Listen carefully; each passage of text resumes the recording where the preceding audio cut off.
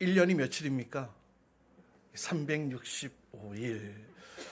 1년 365일이 되어지는 기준은 1월 1일을 첫날로 해서 한 해 마지막 12월 31일을까지 해서 기준으로 해서 365일, 1년이다 이렇게 이야기를 합니다. 그래서 오늘이 2023년도 마지막 날인 12월 31일인데요. 올해는 특별히 52주가 아니라 53번째 주가 마지막 주입니다. 그래서 오늘은 2023년도 53번째 주일이자 또 마지막 주일이기도 하면서 또 한 해의 마지막 날이 되어지기도 하는데요. 우리가 지난주에 이 성탄절을 보냈습니다. 매년 찾아오는 이 크리스마스, 매년마다 또 복된 소식이 가득한 날이 되어지는 이 성탄절, 인류를 위해 이 땅에 육신의 몸을 입고 직접 이 땅에 내려오신 거룩한 성탄절. 더욱이 올해는 이 성탄절에 우리 성도님들의 이 작은 정성들을 모아서 또 이 우리가 속한 이 지역 사회를 또 돕고 섬기는 일들을 감당했습니다. 이 지역 사회 안에서 이 교회가 해야 될 그 역할들을 감당할 수 있는 첫 발을 내딛는 그런 성탄절이 되기도 했는데요. 예수님께서 오시던 그날 밤 하늘에 놀라운 평화가 선포되어졌던 것처럼 우리가 우리에게 주신 것들을 나눔으로 또 이웃 사랑을 또 실천함으로 인하여서 이 지역 가운데에 그 하나님의 그 평화를 선포하게 되어진 줄 믿으시길 바랍니다. 또 어려운 이웃들을 또 관심 갖고 또 함께 돕고 섬길 수 있는 그런 은혜의 시간들이었습니다. 또 이 성탄절을 맞이해서 우리 교회가 후원하는 또 선교사님들에게도 또 현장에서 또 성탄의 기쁨을 함께 나눌 수 있도록 필요한 일에 쓰시도록 또 이게 정기적으로 선교헌금 보내는 것 외에 또 이 성탄 헌금을 보내드렸는데요.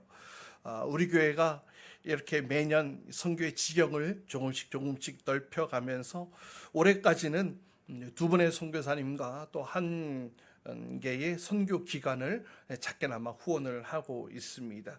이제 또 내년에는 또 한 분의 선교사님이 또 추가로 후원하게 할 수 있게 되어져서 이제 내년에는 네 곳으로 후원하는 그런 교회가 되어졌습니다.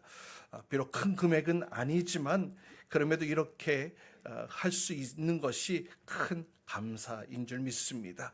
앞으로 우리 교회가 우리가 가진 이 영향력들이 점점 더 커져서 이게 교회가 감당해야 될 이 선교적 책임을 아주 크게 감당해 나아가는 우리 교회가 될 수 있기를 간절히 소망합니다.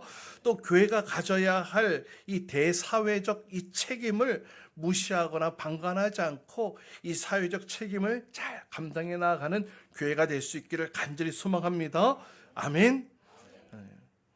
조금씩 더 크게 아름답게 쓰임받는 그런 교회가 되었으면 좋겠습니다. 그런데 이 성탄절이 오기를 기다리고 또 성탄절을 준비하고 또 기다리는 그런 시간들, 그리고 나서 이제 성탄절, 성탄 주일이 끝나고 나면 사실 여러분 마음이 어떻습니까? 성탄절이 끝나고 난 다음에 여러분의 마음 말입니다. 여전히 거리에는 또 교회에는 이 성탄 트리가 반짝반짝거리고 아직까지 성탄 트리가 또 아직까지 성탄 캐롤이 울려 퍼지고 있기는 하지만 사실 우리의 마음은 그런 것 같더라고요. 이 성탄절이 지나고 나면 성탄절이 기다릴 때까지는 뭔가 기대감과 뭐 또 즐거운 어떤 그런 마음으로 지내다가 이 성탄절이 지나면은 끝났다 그러면서 마치 잠시 여름밤에 꿈을 꾸다 깨어난 것처럼 그냥 다시 또 일상으로 돌아가 정신없이 살아가는 것 같습니다. 그러고 나서 우리는 그 다음 성탄절을 더 기다리지요. 그렇게 우리는 매년 성탄절을 기다립니다. 즐겁고 복된 날이기에 기다리는 것, 잘못된 것은 분명히 아닐 것입니다. 다만 왜 우리는 매년 반복적으로 성탄절을 기다리고만 있어야 하는 것인가?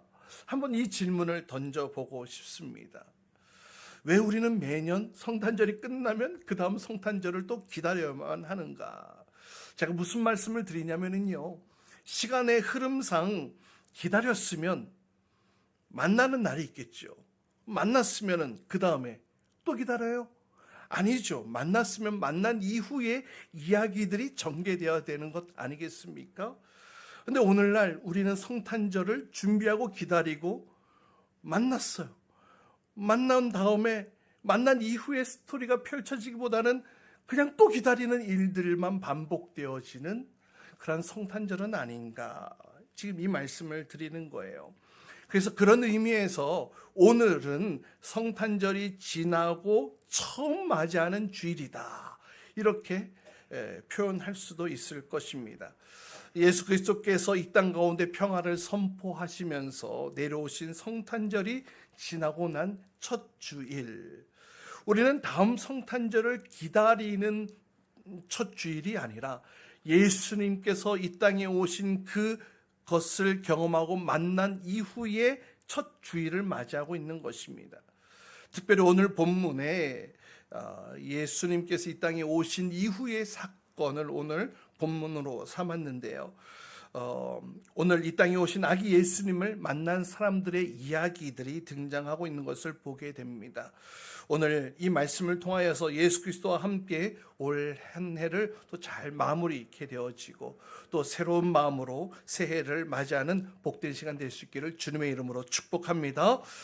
여러분, 시간은 과거, 현재, 미래로 나눌 수 있지만 사실 이 모든 시간들이 이렇게 쭉 연결되어질 때에 그것을 역사라고 이야기할 수 있을 것입니다. 특별히 교회 절기 가운데에 이 12월 달은 이 대림절 이렇게 해서 예수님을 맞을 준비를 하는 그런 기간들, 그런 절기로 삼고 있지요. 대림절은 예수님을 맞을 준비하는 그런 시간들입니다. 그런데 이미 그 대림절, 예수님께서 오시는 것을 준비하고 기다렸던 시간들은 이미 다 끝났어요. 과거가 되어졌습니다. 그렇다면 지금은 우리의 모습이 어떤 모습이 되어져야 하느냐? 이 땅에 육신의 몸을 입고 우리를 위해 오신 예수님을 만난 그 이후, 이 땅에 예수님께서 오신 이후의 모습이다, 이렇게 우리가 이해할 수 있을 것입니다. 그래서 오늘 본문은 기다리던 메시아를 어떻게 맞이할 것인가 라기보다는 이 땅에 메시아로 오신 예수님을 우리가 어떻게 맞아들여야 하는가에 대해 보여주고 있는 말씀이다, 이렇게 설명할 수 있습니다. 여러분, 이 땅에 오신 예수 그리스도, 그분을 어떻게 맞이하고 계십니까? 또 누가 맞이하고 있습니까? 오늘 본문의 내용들을 함께 살펴보려고 합니다. 첫 번째는 당시의 율례를 따라 예수님을 맞이하는 모습을 보게 됩니다. 오늘 우리가 읽지는 않았지만 그 윗절부터 살펴보면 22절에 모세의 법대로 정결하게 되는 날이 차서, 또 23절에도 주님의 율법이 기록된 바, 또 24절에도 주님의 율법에 이르신 바, 또 27절에 율법에 정한 대로 행하고자, 이렇게 율법에 기록된 대로 율법대로 행하고자 하는 그런 내용들이 반복적으로 사용되어지고 있는 것을 보게 됩니다. 지금 이 이야기는 예수님의 부모님이죠. 요셉과 마리아에 대한 이야기들이 이렇게 펼쳐지고 있다는 것입니다. 이것을 통해 예수님의 부모 마리아와 요셉은 이 땅에 오신 메시아 예수 그리스도를 양육함에 있어서 무엇이 기준이 되어졌느냐? 하나님의 말씀이 기준되어진 그 양육, 자녀를 그렇게 양육해 나아갔다는 것입니다. 율법과 율례를 지키면서 양육했다라는 사실을 말해주고 있는 것인데요. 또한 이것은 예수 그리스도의 이 구원 사역이 이 과거와 단절되어지고 완전 새로운 사건으로 펼쳐져 가는 것이 아니라 쭉 이어지는 연속성이 있음을 보여주는 것입니다. 그래서 예수님의 이 구원 사역은 율법이 파괴되어지고 무너지고 끊어진 것이 아니라 율법의 완성이요, 또 율법이 완전히 성취되어진 사건으로 볼 수 있는 것이죠. 또 오늘 본문 말씀을 보면 두 번째로 연약한 자들이 예수님을 맞이하는 것을 보게 됩니다. 특별히 누가복음에서는 가난한 자, 소외된 자, 또 사회적 약자들, 또 당시의 여성들, 아이들, 이런 당시 좀 소외되어진 계층들, 소외되어진 부류의 사람들이 특별히 많이 등장하는 것을 보게 됩니다. 천사들이 예수 그리스도의 탄생을 가장 먼저 누구에게 이야기를 했습니까? 누가복음에서 말이죠. 마태복음에서는 가장 먼저 동방 박사들이 반짝이는 별을 보고 메시아의 탄생을 먼저 알았던 반면에 누가복음에서는 밤에 들판에서 밤을 지내며 양떼를 지키던 누구들? 목자들, 목동들에게 가장 먼저 이 복된 소식이 전달되어졌습니다. 당시 양떼를 지키던 목자들, 가난한 자들에 속해져 있고요. 소외된 자들이었고요. 사회적으로 가장 약한 자들에 속해 있던 사람들이었습니다. 뿐만 아니라 오늘 본문 24절 말씀 보세요. 오늘 본문 24절에 보면 또 주님의 율법에 이르신 바 산 비둘기 한 쌍이나 어린 집비둘기 2마리를 드려야 한다. 예수님의 부모님이 예수님에게 이렇게 율례대로 이제 제사를 드리는 그런 과정 가운데에 이 제물에 대한 내용이 나오고 있지요. 비둘기로 예물을 드리는 모습을 보게 됩니다. 무슨 말이냐면은 지금 이 비둘기를 드릴 수밖에 없는 가난한 형편 가운데 처해져 있다. 바로 이것을 표현하고 있는 것인데요. 예수님의 부모님 역시 넉넉지 못한 가정, 가난한 가정이었고 그러한 가정 가운데 예수님이 오셨다라는 사실을 또 이 누가는 이렇게 기록을 하고 있는 것이죠.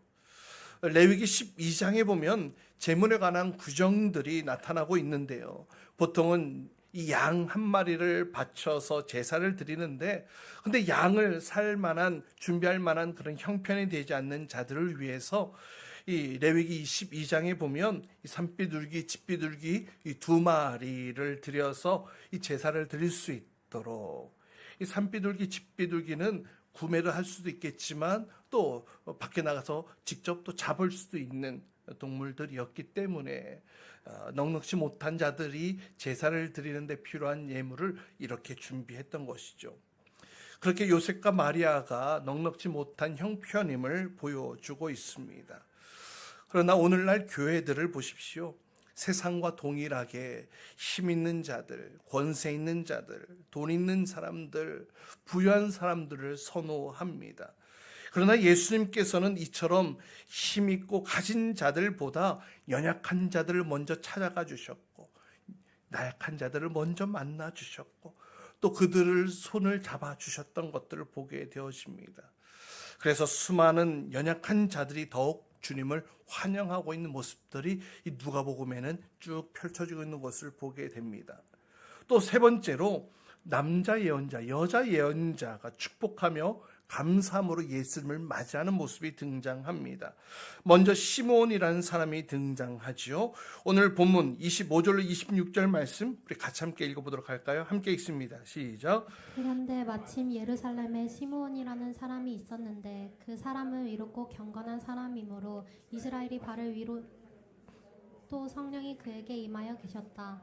그는 주님께서 세우신 그리스도를 보기 전에는 죽지 아니할 것이라는 성령의 지시를 받은 사람이었다. 네, 먼저 시므온이라는 사람이 등장합니다. 정확하게 구체적으로 어떤 신분의 사람인지는 모르지만 성경 안에 여러 가지 단서들을 제시하고 있습니다. 의롭고 경건한 사람이다.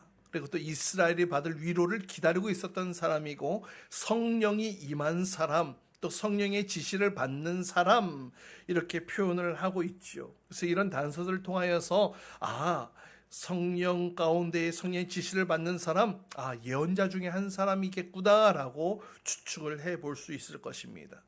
여러분, 의롭고 경건한 사람이라 그랬습니다. 의롭다는 것이 무엇입니까? 의롭다는 것은 하나님의 법을 따라 해야 할 도리를 다 하면서 살았다라는 의미를 가지고 있습니다. 마땅히 해야 될 일들을 다 감당했다라는 것이죠.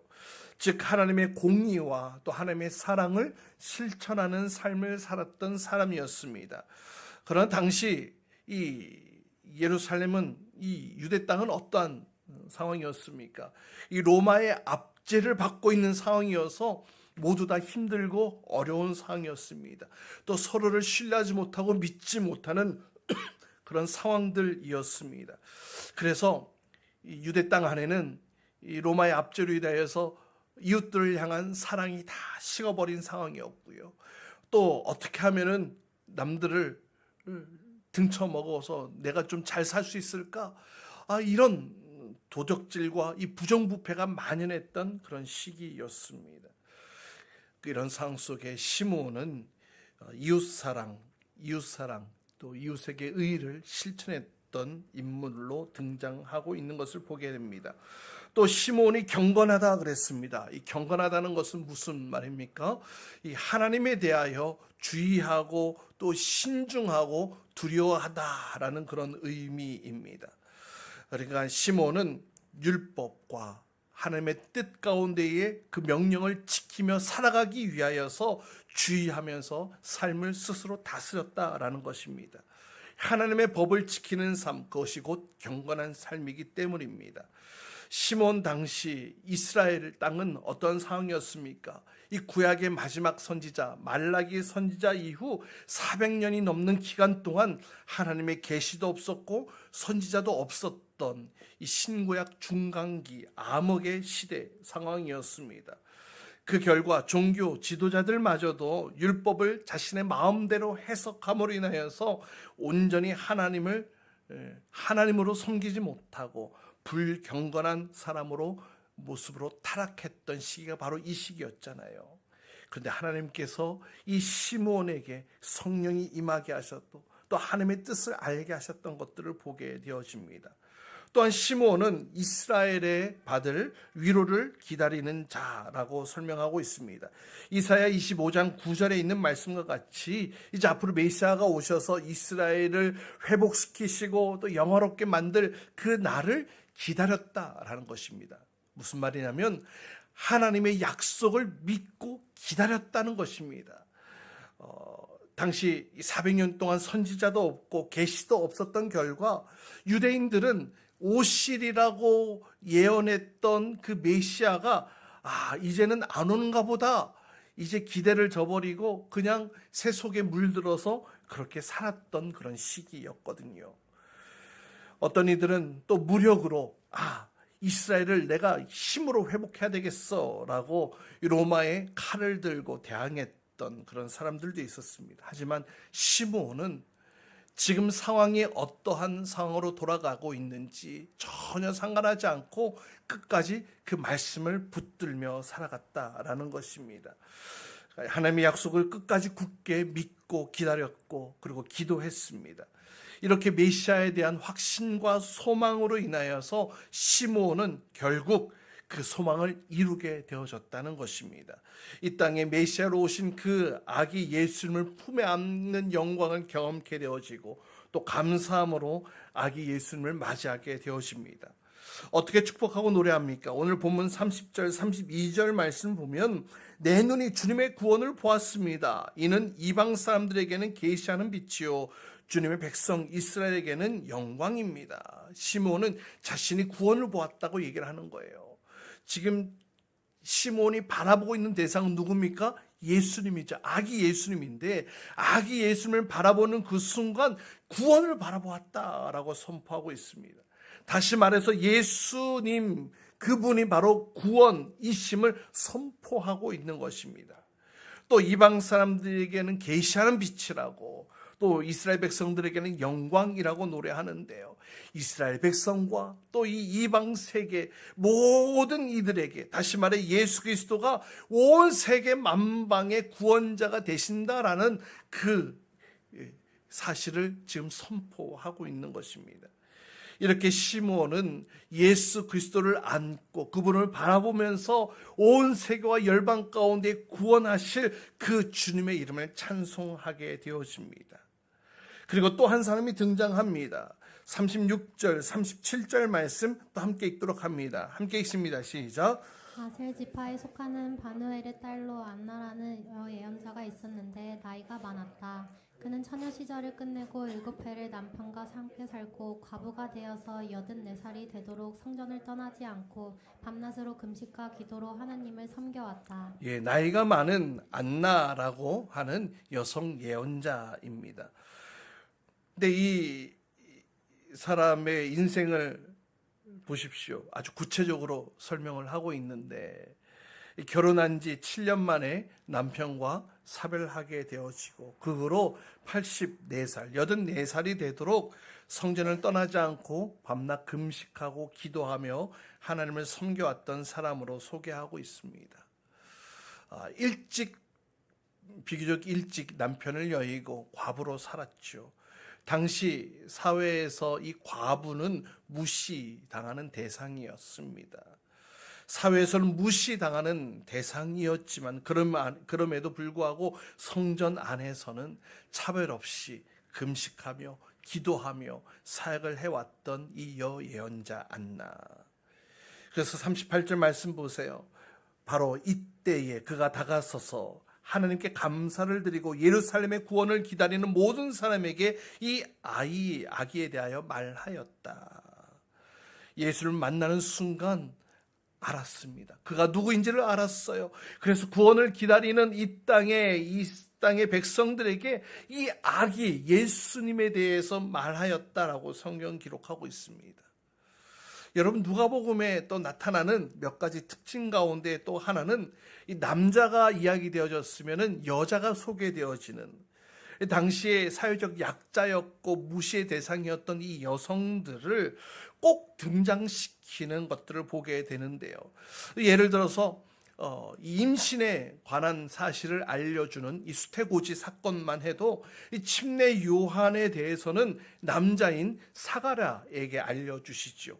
하지만 예수님에 대해서는 여자인 마리아에게 알려주시는 것들을 보게 되어집니다.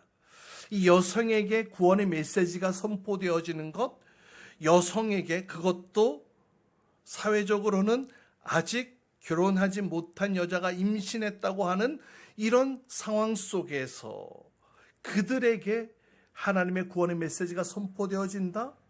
당시 사회적으로는 이것은 말도 안 되는 사건이었습니다. 너무나 가부장적인 사회였기 때문에 이 여성들에 대해 언급하는 것 자체가 파격적인 언급이었다라는 것이죠. 당시 이 여성들은 구원받을 존재로도 여기지 않는 그런 사회였기 때문에 남자뿐만 아니라 여성에게도 구원의 메시지가 선포되어진다는 이 사실을 지금 누가는 그렇게 외치고 있는 것입니다. 여러분 결혼에 관련되어져서 이런 이야기가 있습니다. 결혼식은 한 번 하지만 결혼 생활은 죽을 때까지다. 아마 여러분 혹시 주례 선생님 말씀 중에 이런 말씀을 듣는 분들이 있을지 모르겠는데요. 결혼식 한 번 합니다. 그러나 결혼 생활은 죽을 때까지 하게 되어지는 거죠. 그런데 많은 사람들은 이 결혼 생활보다는 한 번 하는 이 결혼식의 모든 것을 걸려고 하는 모습들을 보게 됩니다. 가장 좋고 최고의 것으로. 그러나 사실 중요한 것은, 결혼식보다 중요한 것은 이 결혼 생활 아니겠습니까? 그래서 덜 화려해도 좋고 조금 부족해도 좋고 실수가 있어도 괜찮습니다. 아무리 화려한 결혼식을 한다 한들 결혼 생활이 엉망이면 결혼식 자체가 의미가 없어져 버리기 때문에 그렇습니다. 여러분 많은 이들 이 성탄절 하면 이 성탄절 무엇을 해야지, 또 어떤 선물을 나눠야지, 가장 화려하고 멋지고 아름답게 보내기 위해서 나의 많은 것들을 지출하면서 이 성탄절 크리스마스를 보내게 됩니다. 교회도 마찬가지입니다. 교회 안팎에 화려한 성탄 트리를 만들고 장식해가며 아기 예수를 맞아들이는 그런 행사들을 진행하게 되어지지요. 그런데 여러분 그렇게 화려한 성탄 행사 가운데에 과연 끝까지 예수님께서 그 가운데 주인공으로 앉아 계시는지는 잘 모르겠습니다. 또한 성탄 행사가 다 끝나고 나면 정작 무엇을 위해, 누구를 위해 이 일을 행하였는지 모를 때가 있지는 않은지 모르겠습니다. 실컷 발표하고 실컷 즐겁게 떠들고 나서 우리가 왜 이 일을 한 거지? 모른 채 그냥 또 다음 성탄절을 기다리는 일들, 또 다음 성탄절을 준비하는 일들도 넘어가게 되어지지요. 이러한 것들로 예수님을 모시는 것이 정말 최상의 것일까요? 그러면서 그런 화려함 속에 예수님은 점점 묻혀가고 잊혀져 가는 것은 아닐까요? 하지만 사랑하는 여러분, 이 성탄 행사, 성탄 축하보다 놓치지 말아야 될 더 중요한 것이 있습니다. 그것은 바로 따라해 봅시다. 우리 가운데 오신 예수님. 맞습니다. 우리 가운데 오신 예수님, 그 예수님이 어떠한 분이십니까? 하늘 보좌를 버리시고 이 땅에 나를 살리기 위해 이 땅에 오신 그 예수님이지 않습니까? 그 예수님을 모시며 살아가는 것, 바로 그것이 성탄 이후 바로 오늘 지금 우리가 시작해야 될 일인 줄 믿으시길 바랍니다. 주님을 모시는 삶, 이것이 오늘 우리에게 주어지는 것입니다. 예수를 맞이했던, 오늘 함께 살펴왔던 이 성경에 등장하는 여러 인물들과 같이 오늘 이 주일부터 우리가 예수를 모시며 살아가는 일들이 출발되어져야 된다는 것입니다. 그래서 성탄을 보낸 오늘 이 주일이 예수님이 이 땅에 오시고 예수님 모시고 살아가는 새로운 첫 주일이 되어야 할 줄 믿습니다. 그렇게 예수님께서 이 땅 가운데 오신 그 이유를 정확하게 알고 우리의 삶의 자리에 예수님을 모셔서 예수님과 함께 새로운 삶을, 새로운 생을 펼쳐갈 수 있기를 주님의 이름으로 축복합니다. 그렇다면 성탄 후 첫 번째 맞이하는 이 주일, 이때에 우리는 오신 예수님을 어떻게 모시고 어떻게 품어야 될까요? 세 가지로 함께 말씀을 나누고 정리하려고 합니다. 첫 번째는 말씀의 회복이 있어야 합니다. 예수님께서 이 땅에 처음 오셨을 때 그의 부모들도 말씀대로 예수님을 모시고 길렀던 것들을 보게 되어집니다. 마찬가지입니다. 우리도 우리의 삶 가운데 말씀의 회복이 일어나야 할 줄 믿습니다. 이 성경책을 단순히 책으로만 보는 것이 아니라 이 성경 안에 담겨져 있는 그 하나님의 진실한 뜻을 발견해 나가며 그 말씀대로 살아갈 수 있는 우리의 삶이 될 수 있기를 간절히 소망합니다. 그리고 그러한 교회가 되어져야 되고 또 그러한 목회자가 되어져야 되고 그런 우리 모두가 되어져야 되지 않겠습니까? 우리의 삶의 기준은 하나님이 주신 말씀이 되어야 할 줄 믿습니다. 그냥 문자적으로 해석하는 것이 아니라 시대적인 흐름을 안고 우리 안에 다시금 재해석해 주시는 그 주님의 음성을 들으며 살아가야 할 줄 믿습니다. 베드로후서 3장 3절 4절에 보면 이렇게 말씀하고 있습니다. 여러분이 무엇보다 먼저 알아야 할 것은 이것입니다. 마지막 때에 조롱하는 자들이 나타나서 자기들의 욕망대로 살면서 여러분을 조롱하며 이렇게 말할 것입니다. 그리스도가 다시 오신다는 약속은 어디 갔느냐? 조상들이 잠든 이래로 만물은 창조 때부터 그러하였듯이 그냥 그대로다. 사도 베드로는 주님께서 분명히 약속하셨기에 말씀하셨기에 이 말세에 혹 예수님의 재림이 늦어지는 것처럼 보인다 할지라도 자신의 욕망대로 그렇게 살아서는 안 된다라고 권면하고 책망하고 있습니다. 우리 주변에도 여전히 말씀을 신뢰하지 못하고 중간에 떠난 자들, 또 말씀을 그대로 믿지 못하고 여전히 주님 앞에 나오지 못하는 자들이 있습니다. 우리 역시 그런 세상의 흐름 가운데에 오염되어져서는 안 될 것입니다. 오늘 우리가 성경간에 발견했던 인물 시몬처럼 모든 것을 주님의 뜻 가운데 헤아리고 또 하나님의 말씀을 말씀대로 기다리고 그 말씀이 삶 가운데 이루어질 때까지 주의 말씀을 붙들며 살아가는 자가 되어야 할 줄 믿습니다. 바로 그것이 말씀이 회복되어지는 삶인 줄 믿습니다.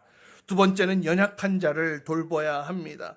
마태복음 24장 12절 13절 말씀을 보면 이렇게 말씀합니다. 그리고 불법이 성하여 많은 사람의 사랑이 식을 것이다. 그러나 끝까지 견디는 사람은 구원을 얻을 것이다. 말씀하고 있는데요. 예수님께서 말세에는 이렇게 불법이 성행하여서 이 사랑이 다 식을 것이다, 이렇게 말씀하고 계시는 거예요. 사랑이 다 식어버립니다. 그래서 힘과 권력을 붙잡고 그것을 의지합니다. 그러나 사랑하는 여러분, 그렇게 세상의 힘과 권력과 이 재물을 의지하는 우리의 삶, 우리의 인생, 우리의 교회가 되어지는 것이 아니라 오늘 누가복음 가운데에 예수님은 가장 소외된 자들을 먼저 찾아가셨고 먼저 만나주셨던 것처럼 우리도 우리의 삶 가운데에, 우리의 삶의 환경 속에 소외된 자들, 연약한 자들과 함께 울어줄 때에 교회는 사회로부터 인정받는 자리로 다시 돌아설 수 있게 될 줄 믿습니다. 또한 세상의 불의와 타협하지 않고 소외되고 아파하는 자들과 함께 눈물을 흘리며 나아갈 때에 우리 한국교회는 다시금 그 신뢰를 회복해 되어질 줄 믿습니다. 세 번째는 차별하지 않는 교회가 되어야 합니다. 초대교회 때에는 유대인과 이방인의 차별이 있었고 또 주인과 노예가 함께 모여 예배드리긴 했지만 그 가운데 차별이 존재하기도 했습니다. 또 문화상 이 남자 여자가 차별이 되어졌다면 오늘날에는 어떻습니까? 교회 안에 어떠한 차별이 있습니까? 가진 자와 못 가진 자, 또 배운 자와 못 배운 자의 그런 차별이 혹 있지는 않습니까? 그러나 우리 예수님께서는 차별 없이 누구나 만나 주셨습니다. 오늘 본문에도 여선지자, 남선지자 차별 없이 하나님께서 그들 가운데 만나 주시고 또 그들 품에 안겨 주셨던 그 예수님을 보게 되어집니다. 마찬가지로 교회는 예수 그리스도의 마음으로 차별 없이 주 안에서 하나가 되어야 하는 공동체가 되어야 할 줄 믿습니다. 사랑하는 여러분, 이제 새해가 다가옵니다.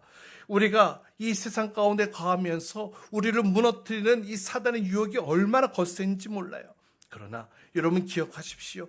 예수 그리스도의 다시 오심과 그 영원한 생명은 분명하게 존재하고 있는 줄 믿으시길 바랍니다. 말씀으로 약속하셨기 때문에 우리는 그 소망을 저버리지 말고 끝까지 붙들며 나가야 될 줄 믿습니다. 바로 그 소망이 있는 성도가 세상을 이기는 성도고 또 성령님의 인도하심을 맛보는 그런 아름다운 하나님의 사람으로 살아가게 되어지는 줄 믿습니다. 그리고 오늘 예수님을 품에 안고 그 주님을 바라보았던 그 선지자들과 같이 그 많은 사람들과 같이 주님을 품에 안고 살아가는 그 영광과 기쁨으로 살아가게 되어지는 줄 믿습니다. 이제 성탄절을 보내고 난 첫 주입니다. 예수 그리스도께서 이 땅에 오신 그 성탄의 의미를 다시금 묵상하면서 새로운 마음으로 이제 내가 예수님을 모시는 삶으로 이제 이 새해를 준비해 나가야지, 이런 다짐과 결단으로 아름답게 여러분의 삶을 세워나갈 수 있기를 주님의 이름으로 축복합니다. 우리 같이 함께 찬송하고 함께 기도하기를 원하는데요.